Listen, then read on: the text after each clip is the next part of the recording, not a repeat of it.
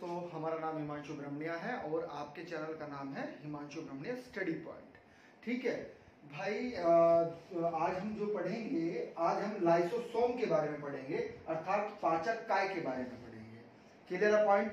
आ रही बात समझ में? इससे पहले जो वीडियो थी वह कौन सी थी?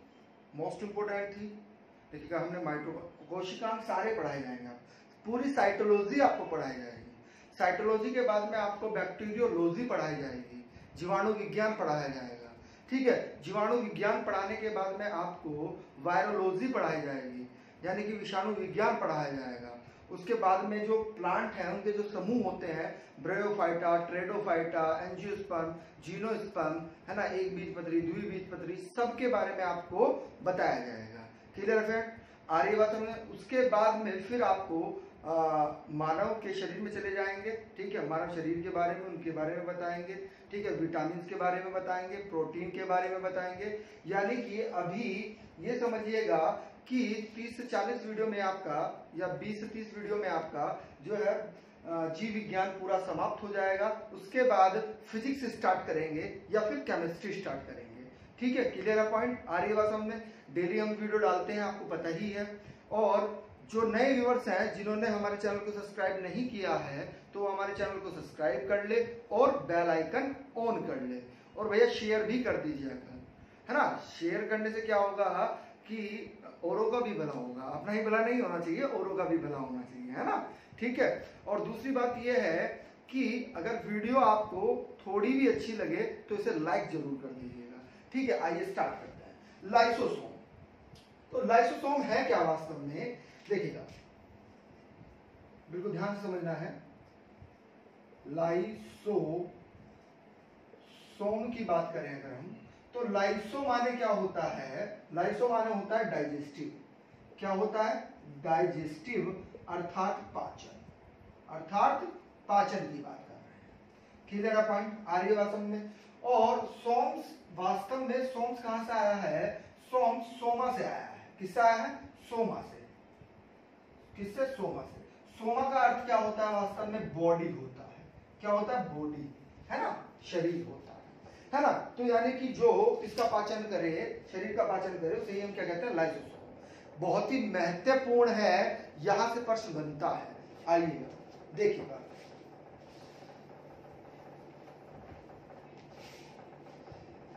लाइसोसोम की जो खोज की थी वह किसने की थी? क्रिश्चियन डी डूबे 1955 में की थी। किसमें? 1955 में।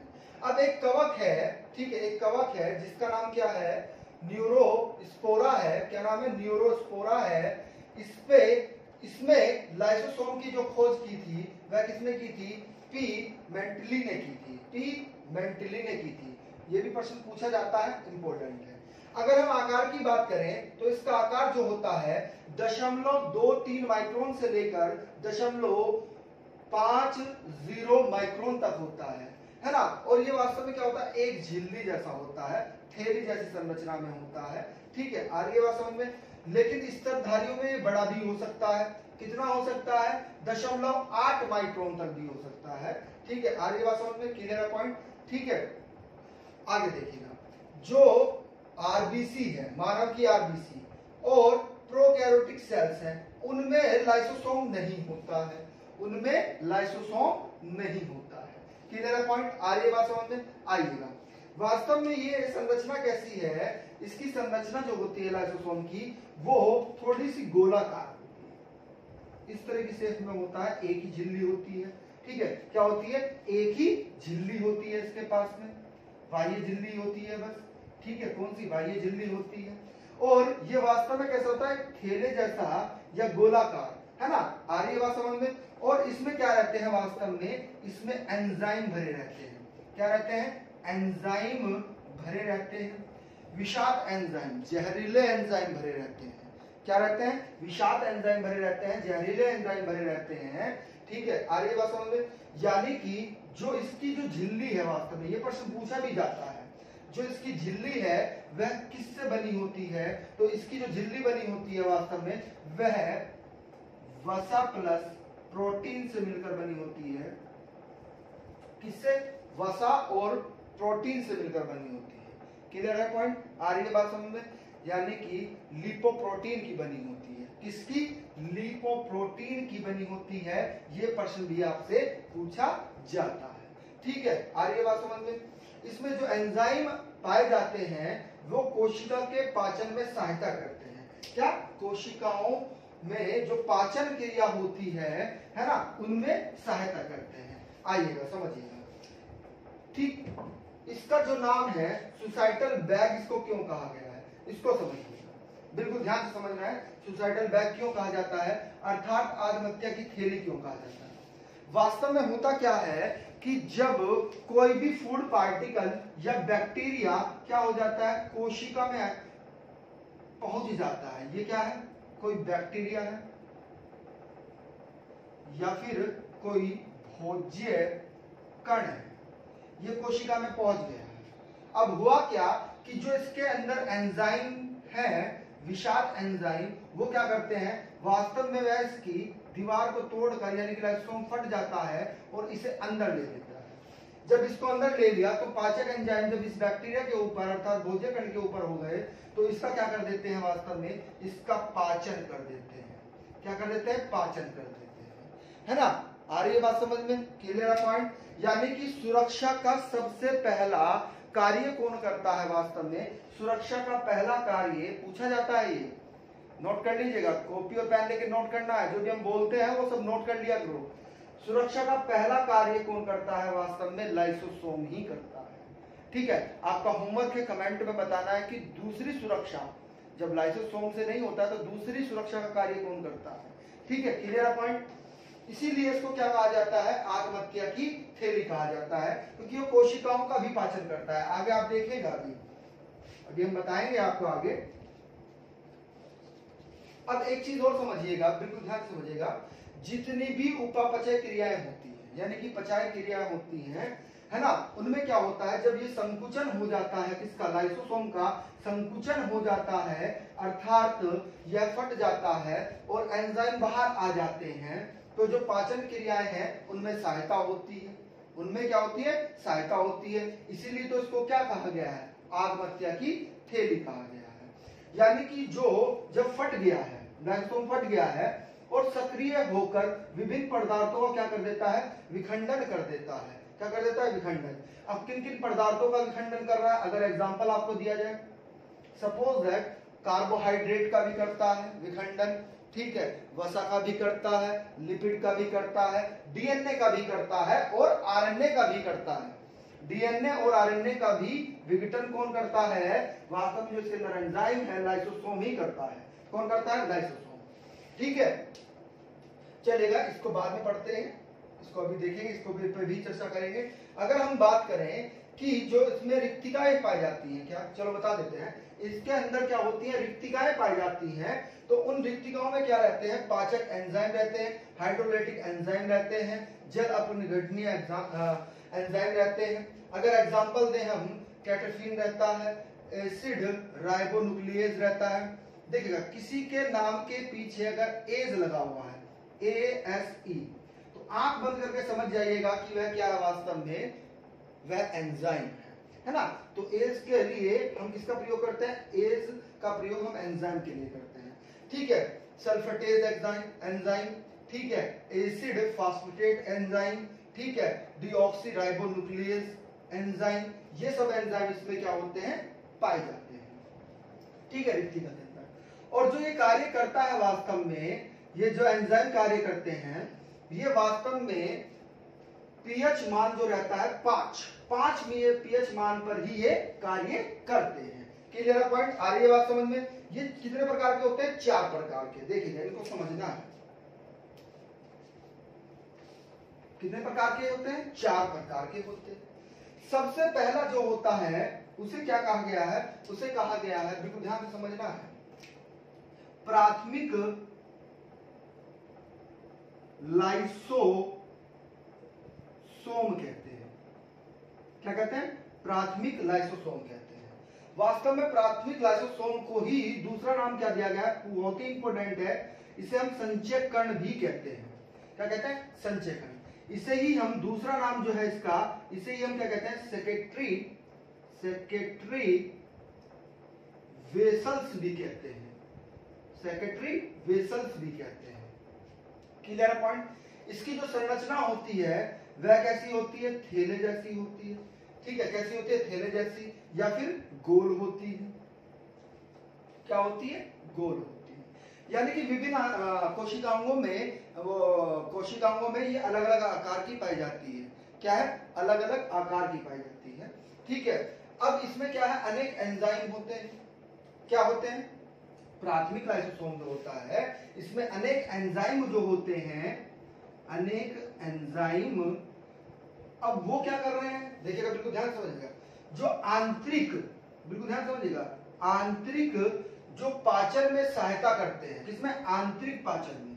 ये प्रश्न पूछा जाता है, आंतरिक पाचन में सहायता कौन करता है, आंतरिक पाचन में सहायता प्राथमिक लाइसोसोम करता है। क्लियर है, सहायता की बात कर रहे हैं। क्लियर है पॉइंट, आ रही है बात समझ में। वास्तव में जो एंजाइम होते हैं इसके अंदर, वे क्या होते हैं, वो निष्क्रिय होते हैं। क्या होते हैं, निष्क्रिय होते हैं। क्लियर है पॉइंट, आ रही है बात समझ में। और जो लाइसोसोम की उत्पत्ति है, ये पिछला वीडियो आपने नहीं देखा है तो उसको देख लीजिएगा, गोल्जी बॉडी का। ठीक है, तो गोल्जी बॉडी और एंटीप्लाज्मिक रेटिकुलम के द्वारा ही किसका निर्माण होता है, वास्तव में जो उत्पत्ति होती है वो लाइसोसोम की होती है। किसके, एंटीप्लाज्मिक रेटिकुलम और गोल्जी बॉडी की सहायता से ही किसका निर्माण हो रहा है, वास्तव में लाइसोसोम का निर्माण हो रहा है। क्लियर है पॉइंट, आ रही है बात समझ में। इसे बहुरूपीय इसलिए कहते हैं कि अलग अलग कोशिकाओं में अलग अलग रूप में पाया जाता है, अलग अलग संरचनाओं में पाया जाता है। इसे लायनकाय भी कहते हैं। क्या कहते हैं, लायनकाय भी कहते हैं। क्लियर है, ये नाम हमने लिखे हैं। अब जब निष्क्रिय है, यानी कि जो प्राथमिक लाइसोसोम है उसमें जो एंजाइम है वह निष्क्रिय है, लेकिन आंतरिक पाचन में क्या कर रहे हैं, वह सहायता करते हैं इन एंजाइमों का संश्लेषण। जो एंजाइम है इनका जो संश्लेषण है वह वास्तव में कहां होता है, इनका संश्लेषण राइबोसोम द्वारा होता है। किसके, बहुत ही इंपॉर्टेंट फैक्ट है, राइबोसोम द्वारा। राइबोसोम को हम क्या कहते हैं, प्रोटीन निर्माण की फैक्ट्री। राइबोसोम को हम क्या कहते हैं, प्रोटीन निर्माण की फैक्ट्री। यानी कि जो एंजाइम है उनका जो संश्लेषण हो रहा है वास्तव में वह कहां हो रहा है, राइबोसोम में हो रहा है। क्लियर है पॉइंट, आ रही है बात समझ में। क्लियर है, चलिए अब अगर हम बात करें, ये तो प्राथमिक थी पहली। दूसरा प्रकार क्या है, यानी कि द्वितीयक लाइसोसोम। उसे हम क्या कहते हैं, द्वितीयक लाइसोसोम कहते हैं, सेकेंडरी लाइसोसोम कहते हैं, द्वितीयक लाइसोसोम। द्वितीयक लाइसोसोम, इसे इंग्लिश में क्या कहते हैं हम, हेट्रोफैगोसोम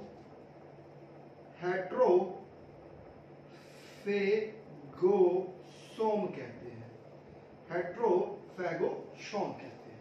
क्लियर पॉइंट। वास्तव में जो इसका निर्माण हो रहा है वह प्राथमिक लाइसोसोम प्लस फैगोसोम के जुड़ने से हो रहा है। जो इसका निर्माण हो रहा है वास्तव में वह प्राथमिक लाइसोसोम व फैगोसोम के जुड़ने से हो रहा है। अर्थात आप ये भी कह सकते हैं कि प्राथमिक लाइसोसोम प्लस फूड, यानी कि भोजन, प्राथमिक लाइसोसोम प्लस भोजन के जुड़ने के द्वारा जो हमें प्राप्त होता है वही वास्तव में क्या है, द्वितीयक लाइसोसोम है। और ये बहुत ही ज्यादा महत्वपूर्ण है, समझिएगा, बिल्कुल ध्यान समझना है। देखिएगा, ये गोल्जी कॉय है, गोल्जी बॉडी है। गोल्जी कॉय ने किसका निर्माण किया, प्राथमिक लाइसोसोम का निर्माण किया। अब क्या हुआ कि जब भोजन का कण आया तो भोजन का कण और लाइसोसोम आपस में मिले और उसने किसका निर्माण कर दिया, वास्तव में द्वितीयक लाइसोसोम का निर्माण कर दिया, लाइसोसोम का निर्माण कर दिया है। क्लियर है, ये भोजन के कण है, इसके बाहर क्या है, डाइजेस्टिव एंजाइम है। ठीक है, ये क्या है, द्वितीयक लाइसोसोम है। क्लियर है पॉइंट, आ रही है बात समझ में, बहुत ही महत्वपूर्ण था ये। आइए तीसरे पर बात कर लेते हैं, तृतीय लाइसोसोम को क्या कहते हैं। आइए, तीसरे प्रकार का जो लाइसोसोम है उसे कहते हैं अवशेषिकाएं या अवशिष्टकाय, अवशेषिकाएं या अवशिष्टकाय कहते हैं। क्लियर है पॉइंट, आ रही है बात समझ में। वास्तव में इसका निर्माण कैसे हो रहा है इसको समझिएगा, इसका कार्य क्या होता है, ये बहुत ही इंपॉर्टेंट है। ये अपचित भोज्य पदार्थ युक्त होता है, यानी कि इसमें भोजन का पाचन अभी नहीं हुआ है ना, अभी इसमें भोजन का पाचन नहीं हुआ है। ठीक है, किसमें? अवशिष्ट काय में। ये तीसरे नंबर का है। कौन से नंबर का है? तीसरे नंबर का है। Clear point? ये देखिएगा, इसका बहुत ही महत्वपूर्ण कार्य पूछा जाता है ना। अपूर्ण पाचन होता है इसमें, है ना। देखिए, फैगोसोम द्वारा, किसके द्वारा? फैगोसोम द्वारा आए जो बाहरी पदार्थ है ना, आए बाहरी पदार्थ हैं या पदार्थों का जब अपूर्ण, यानी कि हो तो रहा है लेकिन अपूर्ण हो रहा है, पूरा नहीं हो रहा है, पूरा यानी कि अपूर्ण नहीं होता है पाचन, तो सॉरी, पदार्थों का पाचन का, पदार्थों का पाचन, यहां पर लिखिएगा, पाचन जब अपूर्ण होता है तो उसी लाइसोसोम को हम क्या कहते हैं? वास्तव में अवशिष्ट काय लाइसोसोम कहते हैं। ठीक है, चौथा देखिएगा, आइएगा चौथे पर भी चर्चा कर लेते हैं। ये चारों प्रकार याद रखने हैं। ठीक है, बीईओ के लिए बहुत महत्वपूर्ण, पीसीएस के लिए बहुत महत्वपूर्ण। ठीक है, आर्य भाषा में बहुत ही ज्यादा, आरओ के लिए महत्वपूर्ण है। ठीक है, खंड शिक्षक अधिकारी के लिए महत्वपूर्ण है। आइएगा समझिएगा। अब होता क्या है, चौथा जो है आपका, उसे कहते हैं ओटोफैगिक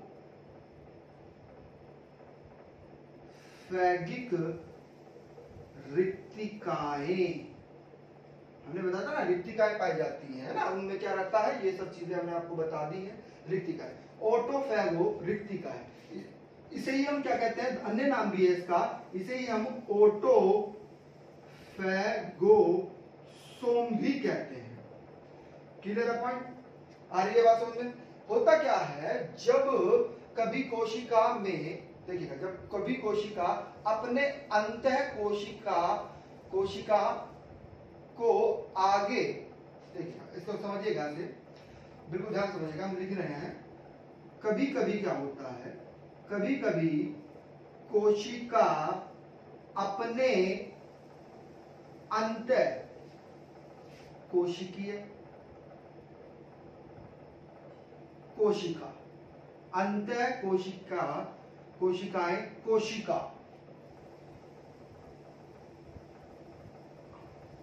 अंगो, it is the fact, it is the fact, अंगो, ठीक है, का क्या करता है? भक्षण करता है ना, यानी कि उसको समाप्त कर देता है, भक्षण कर लेता है।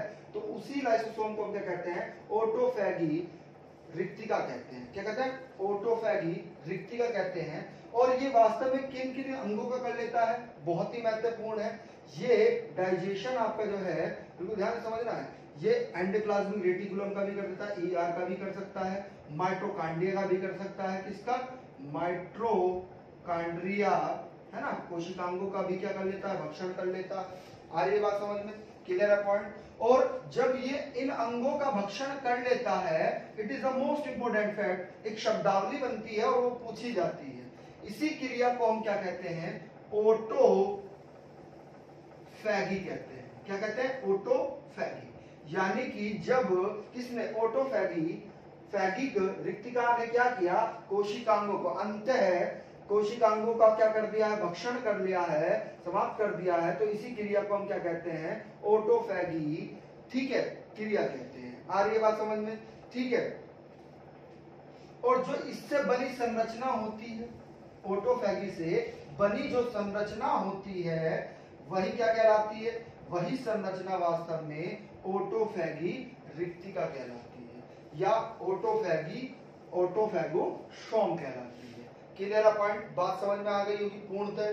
ठीक है, बहुत ही महत्वपूर्ण है। ओटोफैगी याद रखना है आपको, एग्जाम में पूछा जाता है। आइएगा आगे देखते हैं। अब इसके कार्यों पर बात करनी है ना, किस पर? कार्यों पर भी बात कर लें। तो कार्य क्या है वास्तव में? यह है ठोस पदार्थों का और तरल पदार्थों का, यानी कि ठोस पदार्थों का भी और तरल पदार्थों का भी क्या कर लेता है? पाचन कर देता है। एक मिनट नोट करिएगा।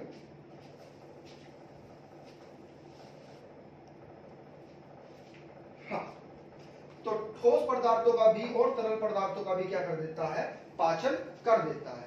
अब देखिएगा, समझिएगा, अभी चौथा जो हमने बताया था आपको ऑटोफैगी रिक्ति का, उसका नाम भी लिख लीजिएगा, कभी आप कंफ्यूजन रहे। उसे हिंदी में कहते हैं स्वच्छी रसधानी कहते हैं। क्या कहते हैं? रसधानी कहते हैं। Clear point? हिंदी में इसका नाम ये भी है, अन्य नाम कभी वहां पर आपको ये शब्दावली मिल जाए, है ना। चौथा प्रकार जो हमने ऑटोफैगी रिक्ति का बताया आपको लाइसोसोम का, उसे हम स्वमच्छी, ठीक है, रसधानी भी कहते हैं, कंफ्यूज नहीं। ठीक है, चलिए देखिएगा कार्यों की अगर हम बात करें तो हमने बताया कि ठोस पदार्थों व तरल पदार्थों का क्या करता है, पाचन कर लेता है। अब देखिएगा जो इसके महत्वपूर्ण कार्य है उन पर थोड़े से आज चर्चा हो जाए। ठीक है, देखिएगा ये वास्तव में जो बाह्य कोशिकाएं हैं उनका भी क्या करती है भैया, पाचन करती है। क्या करती है? पाचन करती है। जैसे हम कहने लगे, एग्जांपल दें, जो अंडा होता है, अंडे की जो झिल्ली है, अंडे की झिल्ली, ठीक है, अंडे की झिल्ली का पाचन भी यही करता है। कौन? लाइसोसोम। कौन करता है? लाइसोसोम करता है। क्लियर है पॉइंट? आ रही है बात समझ में? अगर हम बात करें कि दूसरा फैक्ट, अंतः कोशिकाओं का मतलब पाचन भी यही करता है। क्या करता है? पाचन करता है। कौन? लाइसोसोम करता है। जैसे हम कहें, बिल्कुल ध्यान समझिएगा, अंतः कोशिकीय पदार्थों का भी, यहाँ पर एक शब्दावली और ले लीजिएगा, पदार्थों का भी पाचन यही करता है।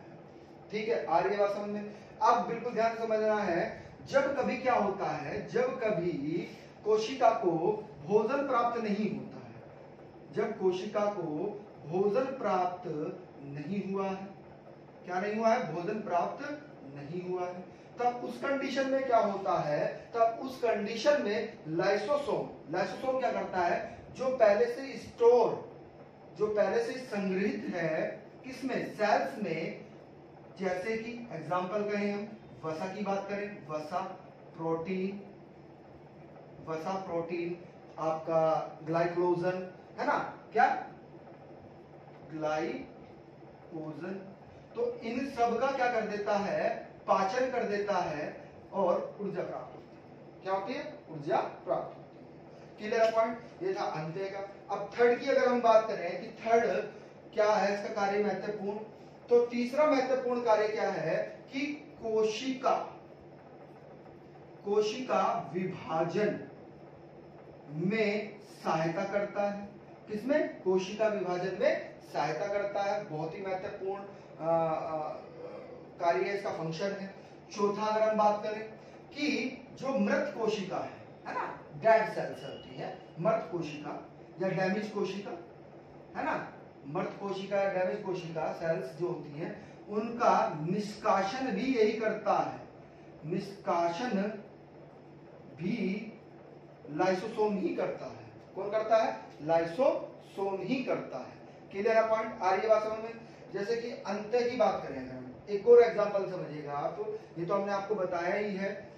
अगर हम बीज की बात करें, किसकी? बीज की, है ना, तो बीज में जो भोजन संग्रहित रहेगा तो उसमें अंकुरण, बिल्कुल ध्यान समझिएगा, उसमें अंकुरण में मदद भी यही करता है। ये भी प्रश्न पूछा गया है, नेट में ही प्रश्न पूछा गया है। जो संग्रहित भोजन रहता है किसमें? बीज में, तो उसके अंकुरण में जो मदद करता है वह कौन करता है वास्तव में? तो वह लाइसोसोम ही करता है।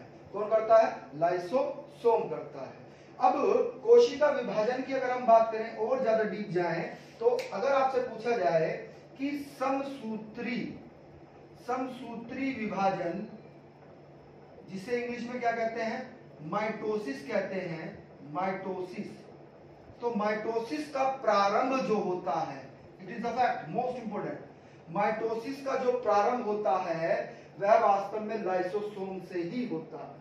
किससे होता है? लाइसोसोम से ही होता है। और इसी क्रिया को हम क्या कहते हैं? It is the most important शब्दावली, ये पूछी जाती है, इसे ही हम स्वयंलायन कहते हैं। स्वयंलायन कहते हैं। क्या कहते हैं? स्वयंलायन।